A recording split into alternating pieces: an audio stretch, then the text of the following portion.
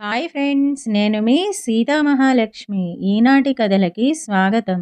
ఈరోజు మనం తెలివిగల కోడలు అనే తమిళనాడు జానపద కథని చెప్పుకుందాం. రామనాథపురంలో సంపన్నుడైన ఒక వర్తకుడు ఉండేవాడు. ఆయనకు లేకలేక ఒక మగబిడ్డ పుట్టాడు. తన సంపదలకు వారసుడు పుట్టాడన్న ఆనందం కొద్దీ బిడ్డకు భాగ్యనాథుడని పేరు పెట్టి మురిసిపోయాడు వర్తకుడు. అయితే భాగ్యనాథుడు బాల్యంలో సక్రమంగా చదువుకోకుండా అల్లరి చిల్లరగా తిరుగుతూ మందమతిగా పెరిగి పెద్దవాడయ్యాడు. అతని చుట్టూ చేరే మిత్రులు ఎదుట పొగుడుతూ వెనక పరిహసించేవారు. ఈ పరిస్థితి వర్తకుడికి ఎంతో వేదన కలిగించింది. మనల్ని భాగ్య వృద్ధాప్యంలో ఆదుకుంటాడనే ఆశ నాకు లేదు అనేవాడు భార్యతో తరచు. ఒకనాడు వర్తకుడు అలా అన్నప్పుడు, మీరు అలా విచారపడడం తప్ప వాడికెప్పుడైనా వ్యాపార పనులు అప్పగించి వాణ్ణి దారిలో పెట్టే ప్రయత్నం చేశారా? అన్నది భార్య నిష్ఠూరంగా. వర్తకుడికి అందులో నిజం ఉన్నట్టు తోచింది. ఆ రాత్రి భోజనం చేస్తుండగా కొడుకుతో, భాగ్య, రేపటి నుంచి నువ్వు నాతో దుకాణానికి వచ్చి వ్యాపారంలోని మెళకువలు నేర్చుకో. అప్పుడే నా తదనంతరం మన వర్తక వ్యాపారాలను స్వయంగా చూసుకోగలవు అన్నాడు. మరునాడు ఉదయం భాగ్యనాథుడు తండ్రితో కలిసి దుకాణానికి వెళ్ళాడు గాని అతడి దృష్టి వ్యాపారం మీద నిలవలేదు.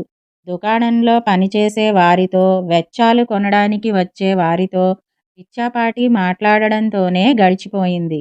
రెండో రోజు దుకాణానికి వచ్చాడు గాని ఎవరితోనో కలిసి ఎక్కడికో వెళ్ళి సాయంకాలానికి తిరిగి వచ్చాడు.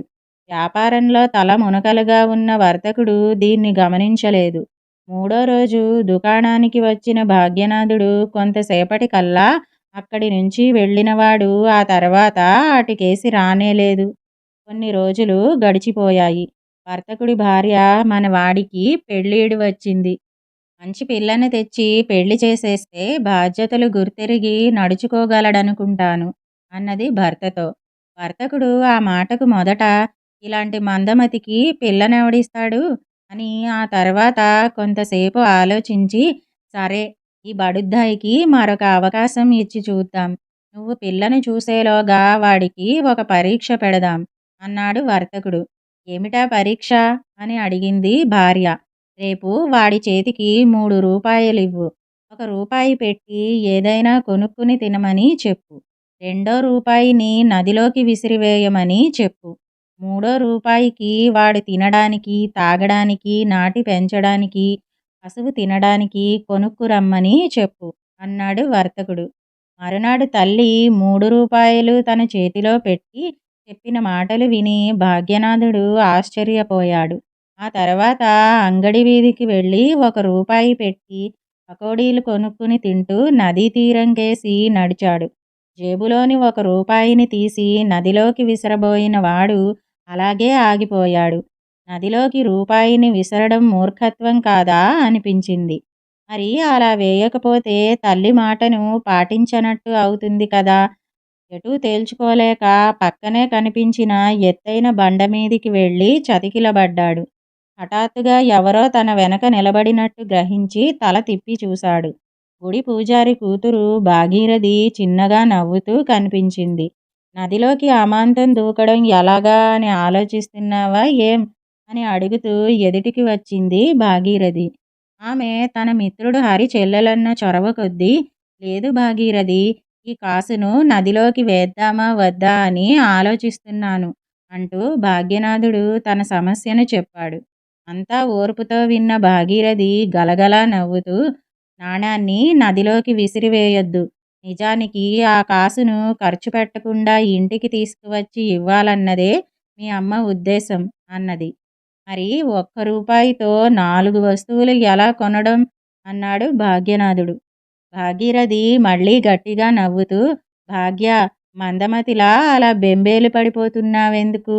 మీ అమ్మగారు కొనుక్కురమ్మన్నది కర్బూజా పండు. అందులో తినడానికి, తాగడానికి, నాటి పెంచడానికి, పశువుకు మేత అన్నీ ఉన్నాయి కదా అన్నది. ఆ సంగతి నాకు స్ఫురించనే లేదు భాగీరథి అంటూ అతడు పైకి లేచాడు. నా వెంటరా, నీకో మంచి కర్బూజా పండును కొనిపెడతాను అన్నది భాగీరథి. ఆ తర్వాత అతడు కర్బూజా పండును అమ్మ చేతికి ఇచ్చినప్పుడు ఆమె ఆనందంతో భర్త దగ్గరికి పరిగెత్తుకుపోయి, చూసారా మనవాడు ఏం తెచ్చాడో, వాడు మందమతి కాదండి, చాలా తెలివైనవాడు అన్నది. వాణ్ణి ఇలా పిలువు అన్నాడు వర్తకుడు. భాగ్యనాథుడు వచ్చి ఎదుట నిలబడ్డాడు. ఈ కర్బూజా పండును కొనే ఆలోచన నీకే స్వయంగా వచ్చిందా? ఎవరి సలహా మీదనన్నా కొన్నావా? అని అడిగాడు తండ్రి. భాగ్యనాథుడికి అబద్ధం చెప్పడం ఇష్టం లేదు. అందువల్ల నా మిత్రుడు హరి చెల్లెలు భాగీరథి ఈ సలహా ఇచ్చింది అన్నాడు నిజాయితీగా. ఎవరు? పూజారి గారి అమ్మాయే కదా, తెలివైన పిల్ల. ఇంకా ఏ ఏ సలహాలు ఇచ్చిందేమిటి అని అడిగాడు తండ్రి తల పంకిస్తూ. రూపాయిని నదిలోకి విసిరివేయొద్దని చెప్పింది. ఇదిగో రెండో రూపాయి అంటూ రూపాయిని తీసి తండ్రి చేతిలో పెట్టి ఇంటి లోపలికి వెళ్ళాడు భాగ్యనాథుడు. వర్తకుడు చిన్నగా నవ్వుతూ భార్యకేసి చూస్తూ, మన వాడికి తగిన పిల్ల దొరికింది అన్నాడు. ఎవరు? ఆ పూజారి గారి అమ్మాయేనా అని అడిగింది భార్య. మరెవరు? ఆమె తెలివైన పిల్ల, భాగ్యను జాగ్రత్తగా చూసుకోగలదు అన్నాడు వర్తకుడు. ఆ తర్వాత భార్యాభర్తలు వెళ్ళి పూజారి దంపతులను చూసి భాగీరథిని తమ ఇంటి కోడలు చేసుకోవాలన్న తమ కోరికను చెప్పారు. వాళ్ళు అందుకు సమ్మతించారు. త్వరలోనే పెళ్లి జరిగిపోయింది. పెళ్ళైన మర్నాడు ఇంటి వద్దే ఉండిపోయిన భాగ్యనాథుణ్ణి బలవంత పెట్టి అతని తండ్రితో పాటు దుకాణానికి పంపింది భాగీరథి. భాగ్యనాథుడు దుకాణానికైతే వెళ్ళాడు గాని అక్కడ కుదురుగా కూర్చోలేకపోయాడు. వాడి వాలకం చూసి వాణ్ణి ఇంటికి వెళ్ళమన్నాడు తండ్రి.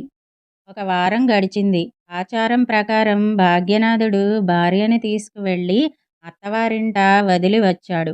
మరునాటి నుంచి అతడు శ్రద్ధగా తండ్రితో పాటు దుకాణంలో కూర్చుని వ్యాపారం చేయసాగాడు. అది తండ్రికి ఎంతో ఆనందం కలిగించింది. మరొక వారం గడిచింది. తండ్రికి తనయుడి శక్తి సామర్థ్యాలను రుజువు చేసుకోవాలనిపించింది. రేపు పట్నానికి వెళ్ళి గ్రామంలో అమ్మడానికి తగిన సరుకులు కొనుక్కునిరా, కావలసిన డబ్బు ఇస్తాను. వెంట నౌకరుని తీసుకువెళ్ళి కావాలంటే అక్కడే బస చెయ్యి. పని పూర్తయ్యాక నెమ్మదిగా ఎల్లుండే తిరిగిరా అన్నాడు. భాగ్యనాథుడు చాలా సంతోషించాడు. మర్నాడు ఉదయమే ఒక నౌకరును వెంటబెట్టుకుని గుర్రబండిలో ఉత్సాహంగా పట్నానికి బయలుదేరాడు. వాళ్ళు పట్నం చేరేసరికి మధ్యాహ్నం అయింది. ఇద్దరూ సంతవీధికి వెళ్ళి కావలసిన వస్తువుల ధరలను విచారించి తెలుసుకున్నారు. రేపు పొద్దున్నే డబ్బులు చెల్లించి కొనుక్కోవచ్చన్న ఉద్దేశంతో అప్పటికే సాయంకాలం కావడంతో సత్రం కోసం వెతికి ఒక సత్రంలో దిగారు. ఆ సత్రం యజమాని ఒక స్త్రీ. ఆ స్త్రీ వారికి భోజనం వడ్డిస్తూ అక్కడ జూదమాడే సదుపాయం ఉన్న సంగతి ప్రస్తావించింది. ఆ మాట వినగానే భాగ్యనాథుడికి చదరంగం ఆడి కొంత డబ్బు సంపాదించవచ్చనే ఉత్సాహం కలిగింది. వెంటనే ఆటకు దిగాడు. మసక వెలుతురులో చదరంగం ఆట ఆరంభమైంది. తొలి 2 ఆటల్లోనూ తనే గెలవడంతో భాగ్యనాథుడికి మితిమించిన ఆత్మవిశ్వాసం కలిగింది. అయినా 3వ ఆట ఓడిపోయాడు. 4వ ఆట తాను గెలుస్తాననుకున్న సమయంలో ఒక పిల్లి అటుకేసి గెంతడంతో దీపం ఆరిపోయింది. సత్రం యజమానురాలు దీపం ముట్టించడానికి కొంతసేపు పట్టింది. ఆ తర్వాత కొనసాగిన ఆటల్లోనూ భాగ్యనాథుడు ఓడిపోయాడు. మధ్య మధ్యలో పిల్లి వచ్చి దీపం కుందెను పడదోయడం, ఆ తర్వాత ఆడే ఆటలో భాగ్యనాథుడు ఓడిపోవడం, సత్రం యజమానురాలు గెలుపొందడం జరుగుతూ వచ్చింది. సత్రం యజమానురాలు సైగ చేయడం వల్లే ఆ పిల్లి సమయానికి వచ్చి దీపం కుందెను పడదోస్తున్నదన్న విషయం భాగ్యనాథుడు గ్రహించలేకపోయాడు. తన దగ్గరున్న డబ్బంతా పోగొట్టుకునేంత వరకు ఆడాడు. అంతటితో ఆగక ఇంకా ఆడి ఆమెకు బాకీ పడ్డాడు. మరునాడు తెల్లవారాక సత్రం యజమానురాలు బాకీ పడిన సొమ్మును తీసుకురావడానికి నౌకరును గ్రామానికి పంపమని, వాడు డబ్బుతో తిరిగి వచ్చేంత వరకు భాగ్యనాథుణ్ణి తోట పనులు, వంట పనులు చేయడంలో తనకు సాయపడమని పురమాయించింది. సరుకులు కొనడానికి వెళ్ళిన కొడుకు రాకపోయేసరికి భాగ్యనాథుడి తల్లిదండ్రులు దిగులు పడసాగారు. 3వ రోజు సాయంకాలం నౌకరు వచ్చి జరిగింది చెప్పాడు.